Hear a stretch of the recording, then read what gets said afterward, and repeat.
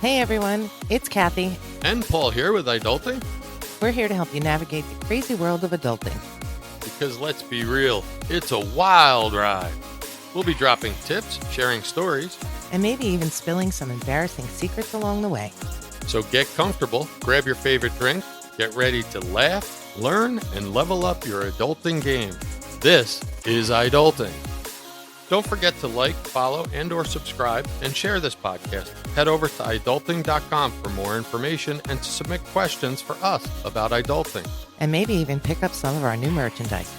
And if you know any fellow adults who need some guidance, send them our way. And feel free to share this podcast freely out there. We'd like to get our numbers up. So just want to let you guys know that we are partnering with The Energy Drinks.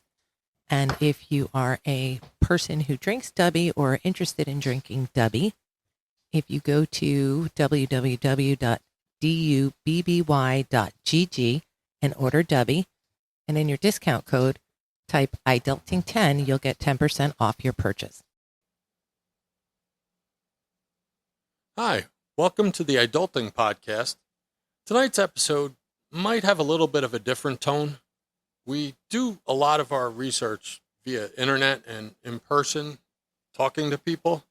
And what we're finding is that our topics are things that keep coming up and up and up. And we've covered many of them in previous episodes, yet they still keep coming up. People keep asking us about them. People keep sending suggestions in. If you are one of these people that's just whining, complaining, and not changing, then don't expect anything to magically get better. If nothing changes, nothing changes. And what that means is you need to change yourself. You need to take responsibility for this, and we're going to go over some of this in the episode. As an adult, it's on you to change, grow, and improve.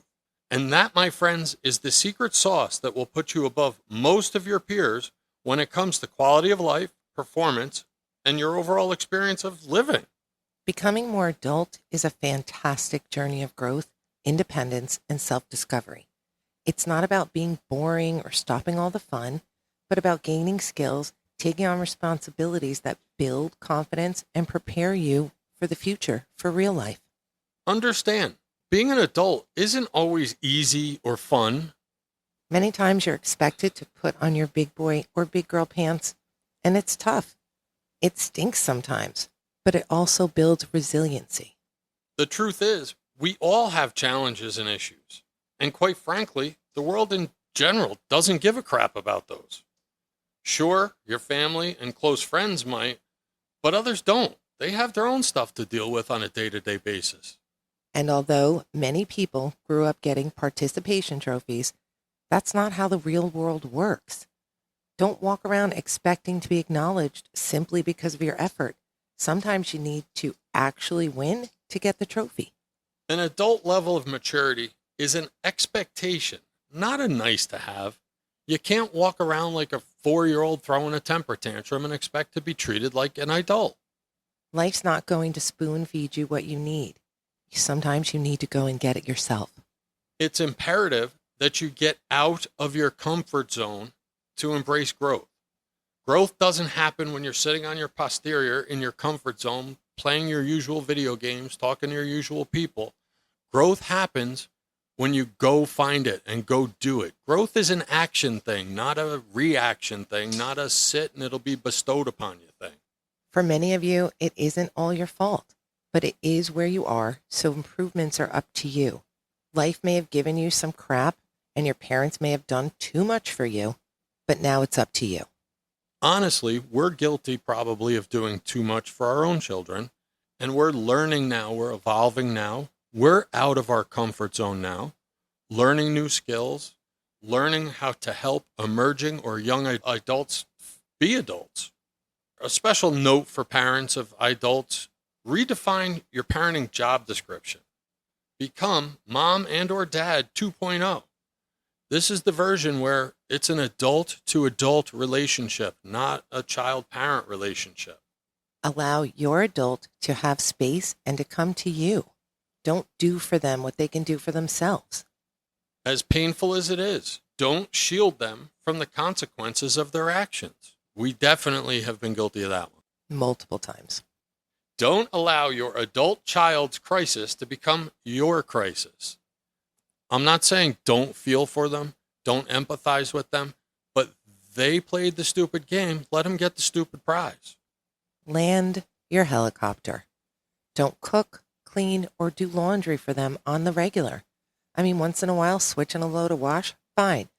But normal adults, which are what you now have, do these things for themselves.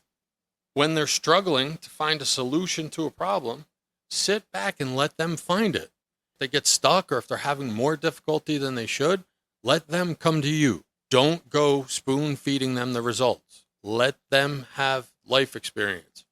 We sit here as adults with decades of life experience above a young adult especially, and we offer them the solution. Although we want them to skip the hard parts and the errors, a lot of this has to be learned through life experience, and all that life experience isn't always positive. Sometimes the best experiences in life are when you fell off your bike and figured, that was dumb, don't let me do that again. Don't let them live with you if they aren't contributing to your household. If they are grown adults, they are not in school, they need to have a job. And if they have a job, they should be contributing financially to your household. If they are in school, they should be doing things around your household, things that adults do. Do not pay their way. Even when it becomes difficult for them, as adults, it's their responsibility to fund their recreation, their bills, their responsibilities. Do not do it for them. We in our household have kind of bent that a little bit or kind of modified it in that we're watching young adults trying to get jobs, actively trying, having a hard time. It takes a long time. So what we do is allow extra chores, and we'll give them a little money so that they can buy gas and go to a movie. But because they're actively looking for a job, not because they're sitting around doing nothing. Another key to note here, parents, is unsolicited advice is often taken as criticism by young adults. I am the king of unsolicited advice. You might as well call me Mr. Fix-It. I owe my children A, an apology, and B, a change in myself here. You want your kids to want your advice, so wait for them to come to you. They know what you are good at. They know what they can't understand. They will ask when they're ready. So let's shift gears a little bit and talk about some key areas and practical things that they can do to start being more adult. Number one, master personal responsibility and independence. I can't stress that enough. They have to own their own actions and their own independence. It's the core of being an adult. They need to take ownership of their space, of themselves, of their actions. And what does that look like? They're going to keep their room tidy, do their own laundry, and contribute to household chores without being asked. This shows respect for your living environment and those you share it with. They're going to start to manage their own schedules, learn to use a calendar, digital or physical, for school assignments, extracurriculars, appointments, social plans. This includes setting reminders and arriving on time to things. And they're going to handle the logistics of those things. If they need a ride somewhere, they're going to have to ask for it well in advance. It's not your responsibility as their parent to jump up off the couch or cancel your own plans because they failed to communicate with you. They have to own the consequence of the action of not asking. If you have something to do, so be it. And if you have an appointment, doctor, dentist, schedule it. If you're an adult and you know you need a yearly physical, call the doctor's office. They don't bite, especially through the phone. They're not always nice, but they'll do what you need. Make yourself an appointment. Try to manage these things that your parents used to do for you. And if you think it's hard talking to the doctor's office, wait till you try to make your way through a maze at a billing department or at a bank or a car payment or something like that.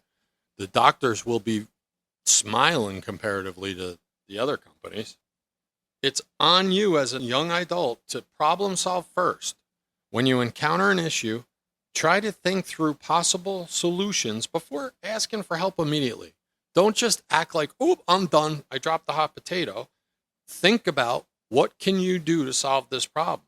It helps build critical thinking and self-reliance. If you get stuck, ask for help, but not until you have thought through the situation first. Pause, think about it, maybe take a step back and look at other solutions.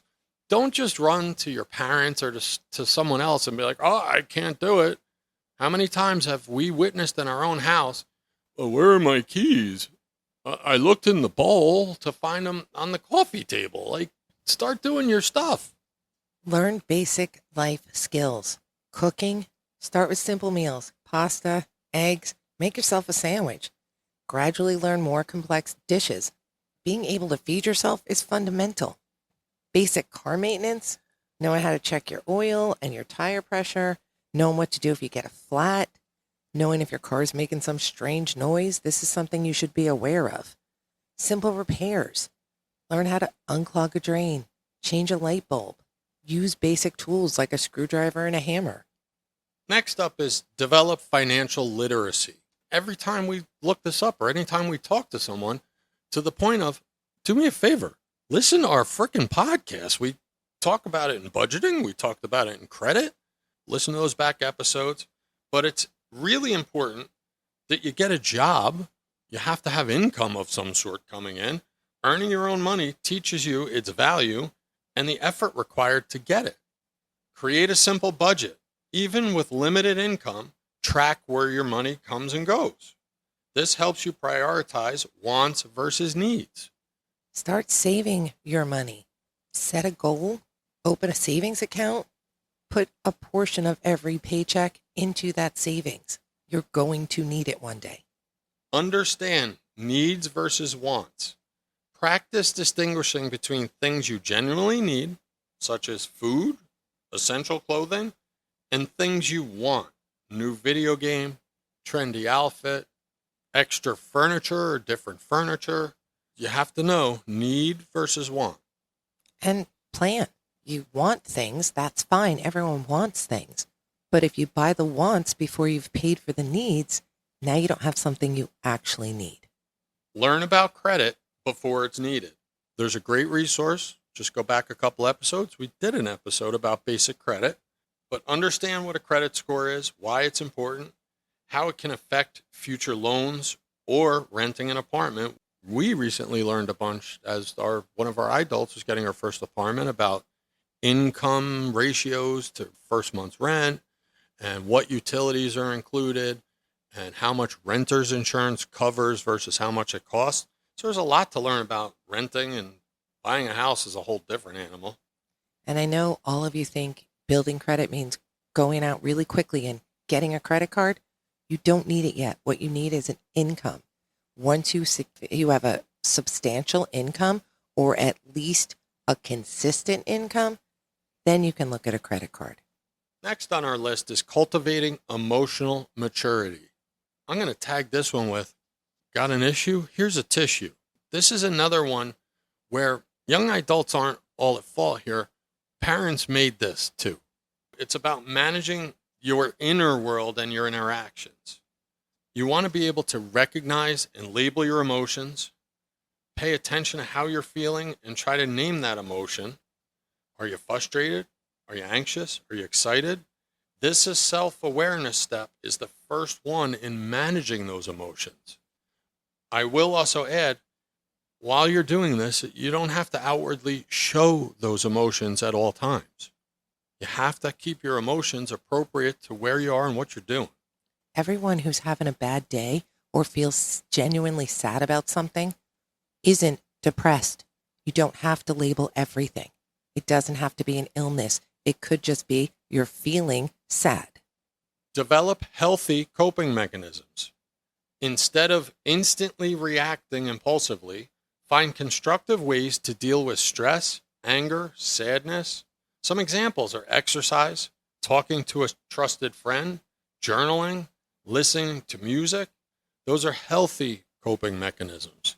I would also warn that instead of reacting, pause in the moment, grow that pause, and then respond, don't react. React implies you're not really thinking, it's automatic. Response is a thought about thing. Practice empathy. Try to understand situations from other people's perspectives, even if you disagree with them. This builds better relationships. If somebody is having a bad day and you can't seem to understand why they're having a hard day, step back, think about if you were in their shoes, how they would feel and why. Communicate effectively. You need to learn to express your thoughts, feelings, and needs clearly and respectfully without resorting to yelling, shutting down, storming out. It's very important, and it works across the board in your home, with your friends, at work, everywhere. Communication is key, and it's important that it always stays clear and respectful. Also, practice active listening. That means you're listening to the person that's speaking or interacting with you before you're already planning your response. You want to listen and understand what the person is saying to you before you respond to it. Take responsibility for your actions. When you make a mistake, acknowledge it, own it, apologize sincerely, try to learn from it, avoid blaming others. When something doesn't go your way or you do something wrong, please don't use the "it's somebody else's fault." You did it. It's your fault. Apologize, make it right, and learn from it. And sometimes it's just your part in that action that you're apologizing for. You don't need to mention the other person's part. That's not your concern. Your concern is taking care of you. So next, you need to learn to engage with the world around you. When I looked at the list of the top 50 things that are bothering adults, anxiety, depression, loneliness, no matter what list it is, they're always on the top. Engaging with the world around you is a huge counteraction to those top 3 or 4 things on that list. It means you're an active, informed citizen. You're getting involved in the world, but you're not getting paralyzed by what's going on in the world. You want to stay informed. You want to read or listen to reliable news sources about current events, local issues, and global affairs. Understand that there's different perspectives. That doesn't mean that the other side is evil, that we have to hate them or anything like that. There's actually 3 sides to every issue. Ours, theirs, and the truth. So you have to do what you can to get to the truth. And to do that, you have to understand the ours and theirs perspectives. Get involved in your community. Volunteer for a cause you care about. This not only helps others, but it also builds skills, personal skills for you. It expands your network and it gives you a sense of purpose. There are so many times we research stuff and it comes up that I have no purpose in life. I have no direction in life. I don't know what to do with myself. Get involved. Volunteer, help someone else out. It will give you a purpose. It may not be your forever purpose, but it will give you a purpose. I'm going to add to that. When you get involved, be 100% all in. Whether it's work, school, family, do everything you can to be 100% in that moment at that time. If you're focused in the right now, because this is all you can control, life starts to seem a little bit more palatable to you. Self-advocacy. Learn to speak up for yourself respectfully, whether it's talking to a teacher about a grade, asking for help, or setting boundaries with friends.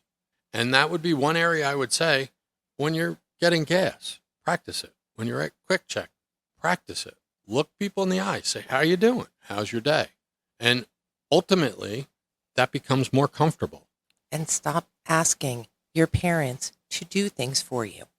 Stop asking them to make this phone call. Stop asking them to order your food when you're out at a restaurant. You're adults now. These are things you can do. Remember, adulting is a lifelong process, and you go through stages of it. When you're 18 and just getting out of high school, you're an intermediate adult. So you're a true iDult at that point. You're just trying to figure out the world.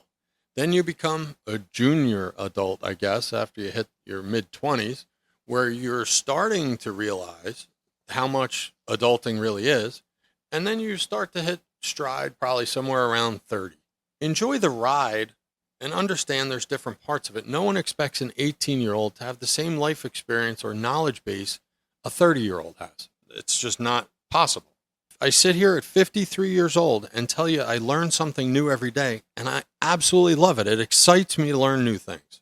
The goal isn't perfection, but consistent effort and a willingness to learn from your experience. Progress over perfection. Growth each day. Start with a few areas that seem manageable, and you'll build momentum over time. Just remember, you've got this, iDults. Keep your head up, your spirits high, and keep adulting with us. Go forth and conquer the world, or at least your to-do list. And don't forget to like, follow, and/or subscribe. Tell your friends, share the podcast, and head over to iDulting.com for more information and to connect with us. See you on the next episode. Be safe.